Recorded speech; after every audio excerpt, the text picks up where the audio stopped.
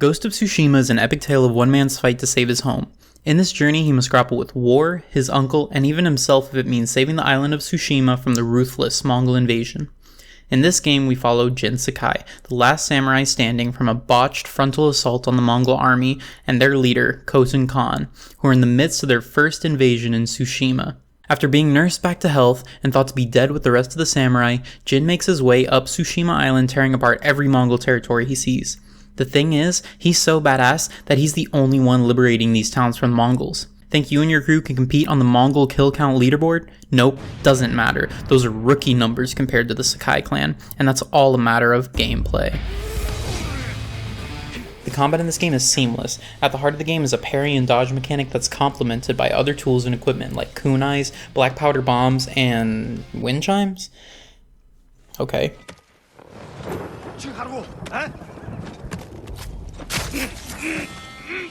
A skill tree system allows you to spec in whatever areas you want at any time by using technique points.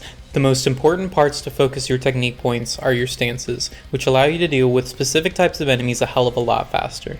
Not only that, these different stances allow you to do some badass moves leading up to the kill. There are also charms, armor, and upgrades to most items that improve your stats. A highlight of the game's combat is found in the game's various duel sequences. It's just you, one-on-one with another skilled swordsman. The camera shifts to a more intimate and confrontational view, locks onto your opponent, and you watch as you get battered down by his or her moves as they are much more skilled than the rest of the NPCs in the game. That's not to say that they're unfair at all. They do a lot of damage, but their attacks are entirely predictable. Maybe I've played too much Kingdom Hearts and the hack and slash is ingrained in me, but it's not a scripted fight either. When you defeat your opponent, you know you truly bested him or her, and you end with a sick sheathing of your katana in victory. From certain duels that occur at the end of specific side quests, you'll learn special, very powerful moves that make killing baddies even more fun and exciting. Stealth moments in this game are obviously going to introduce your echolocation features as well as your silent kills. When freely exploring, you'll typically have the option to kill enemies in silence and stealth or with roars and blades of fury. Scattered around the island are tons, and I mean tons, of small activities to help level up Jin. My favorite is the bamboo cutting minigame that increases your resolve.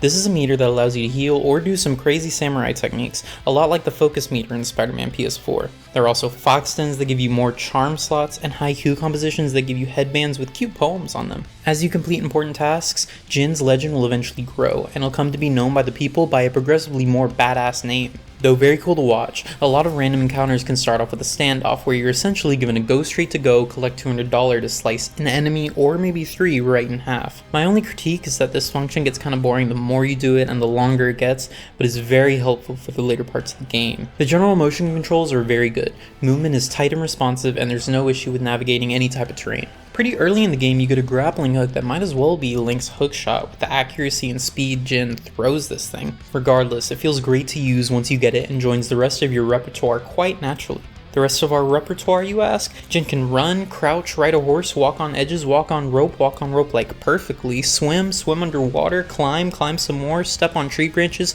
and jump from tall heights without taking damage after you get that in the skill tree. Add swinging and rope climbing to that, and Jin has everything he needs to save Tsushima. Tsushima, by the way, is a very large open world, but it also feels very compact. It's strange to say the least, but I feel like I'm crossing great distances in relatively short amounts of time. Jin is led from point to point by the wind, which you, the player, control. Sometimes he's led by a bird, a fox, and a firefly, but the most important is the wind. I just have to bring up the fact that Suckerpunch did a great job in utilizing the trackpad on the DualShock controller. Swiping up provides a gust of wind to direct you to your next location. Swiping to the right sheathes and unsheathes your sword, giving you different animations depending on if it's blood or not. Swiping down makes Jin bow, which is just an honorable thing to do, but sometimes makes Jin say something or causes animals to flip out. And swiping left makes Jin a connoisseur of smooth jazz. I have no real critiques on the gameplay at all. Fighting feels fair, even on the second hardest difficulty, which I had my first playthrough on, even during non-story moments. The fighting is exciting, timing on perfect parries is tough, but satisfying and rewarding if you pull it off. Fighting multiple enemies at once and hitting a savage-looking combo is insane. There isn't a moment in this game where I'm bored with the fighting. The camera can be a little funky, as there's no real lock-on features, so sometimes you can't see your enemy, but I would argue it isn't a major issue. The camera is only annoying when Jin is taking up 1/4 of the screen and is in the way of all the stunning visuals. I think everyone that has played or even seen this game can unanimously agree it's the most visually appealing game of this year, if not the PS4's entire lifespan. So many particle effects. So many particle effects. Amazing detail was put into particle effects, to move with the wind, to leave a trail behind Jin, to point out the next objective, and to give us gory murder. Drawing much inspiration from Japanese film, kill animations are bloody, but they're also well thought out. Streams of blood will follow your sword swipes, kills will coat Jin in blood and carry over to cutscenes, Jin will get coated in other things like mud. A lot of mud. This happens a lot if you roll around. Terrain and environments are otherworldly. There's not a lot in gaming, much like the golden forest during the day, or the purple flowers as a crazy woman accuses you of being a thief. Everything in this game captures your eye, set pieces from the story included. Props to whoever wrote this story. Don't worry, I won't say any spoilers. The writers clearly knew how to write compelling and cinema-like dialogue. The actors hit every emotional note, at least the Japanese voice actors do. I didn't play in English, but that's a good thing. The atmosphere, dialogue, and stellar acting really make this feel like an authentic film at some points. The conflict between the Mongols and Jin is tense, but damn, Jin's got some daddy issues. I mean like double daddy issues. The story's conclusion is shocking, yet eerily satisfying. There's one moment from this game in particular that is so exciting, but like I said, no spoilers. As far as I know, the story isn't totally historically accurate. Like Khotan Khan or whatever didn't actually exist. Neither did the katana at this time in history, but that's okay. One might say Suckerpunch still did their work honorably. I'm all in for when multiplayer comes out for this game. Given the more fantasy-like elements, I imagine the fights will be downright absurd and the gameplay will introduce even more abilities. At least, that's my hope. As for my final thoughts on this game, yeah, I liked 100% games, and this one I'm definitely going to 100% in the future. This game is a PS4 must-have.